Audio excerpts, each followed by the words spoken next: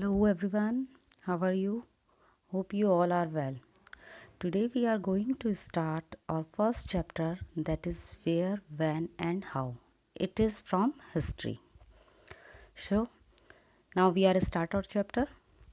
Here one timeline is made here, that is start from 400 CE to 2000 CE. That we all know. In our previous class we had read all about the Mughal Empire, and after the Mughal Empire that medieval period was almost finished. After the medieval period, what happened was there, which time period was start there. So these all things we will read now. That we all know that in medieval period, in time of Mughal Empire, British East India Company came in India. After the coming of British East India Company, with them some different changes was also came with them. So these all things we will read about that.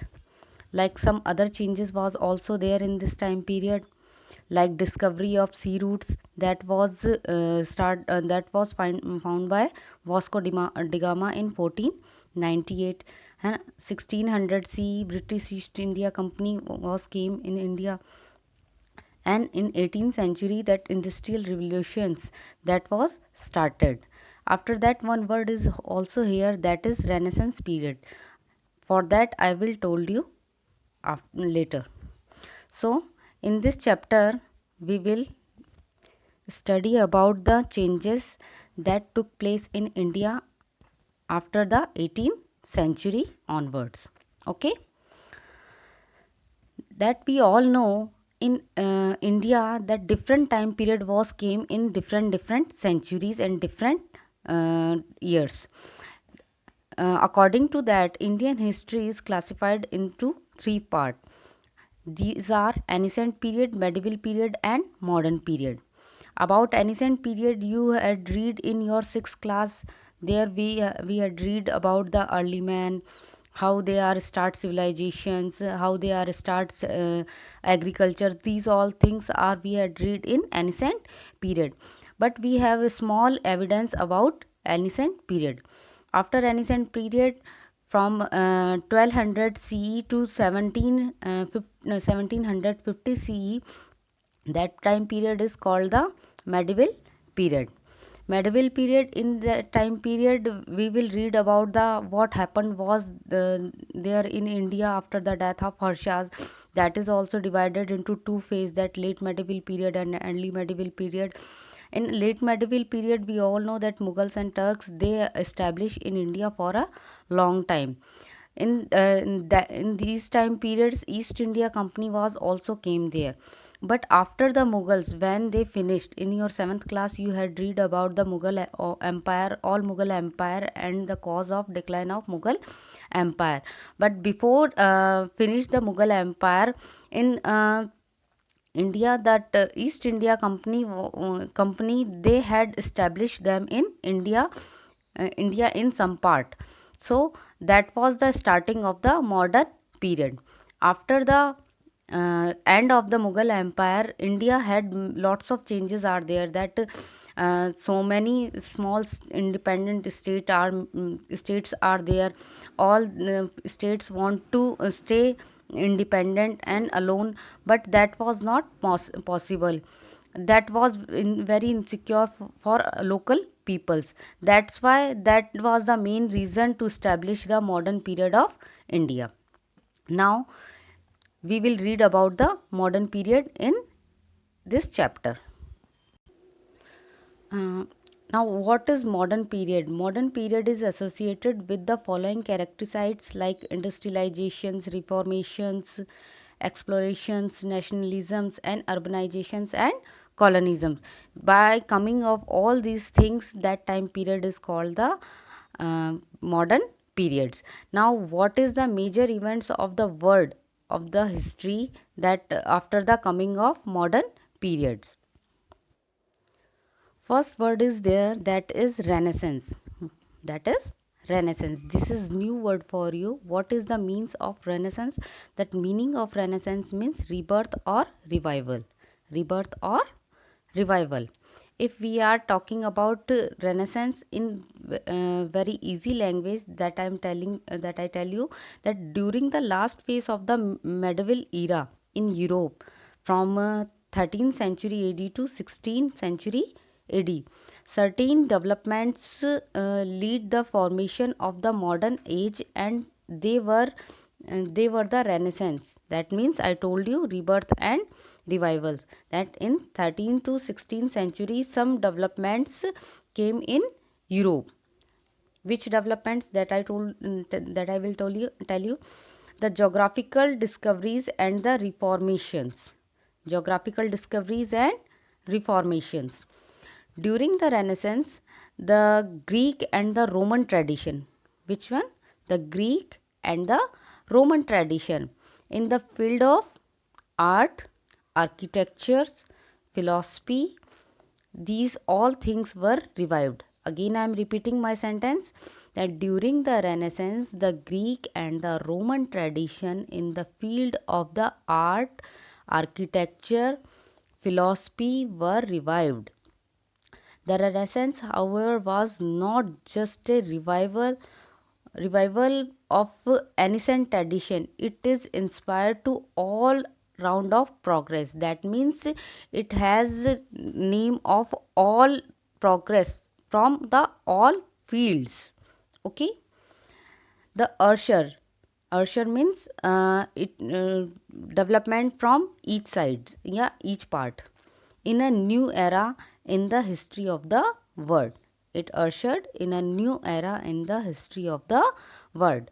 In if we are talking about in a definition, that we can say the period of the European history at the close of the medieval age and the rise of the modern world, that is called the Renaissance. And this Renaissance, firstly it was started from Europe. After the Europe, uh, Greek and Roman tradition, these two countries also adopt this Renaissance, and according to that all the modern changes and all the modern developments came in India with the European tradition. Clear? So this is Renaissance. Now I hope you all have understood about Renaissance.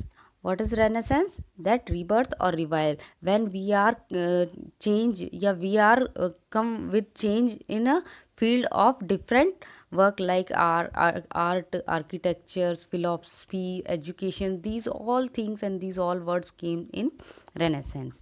So you all have understood about that. That Indian history is divided, yeah, classified into three parts. That ancient period, medieval period, and modern period. After the decline of medieval period, modern period was started in India, and this modern period was came with European East India, British East India Company, and firstly it was started in Europe. After that Greek and Roman was adopted this system, that adopted the modern period, and after when they came in India, that modern period was started in India in every field.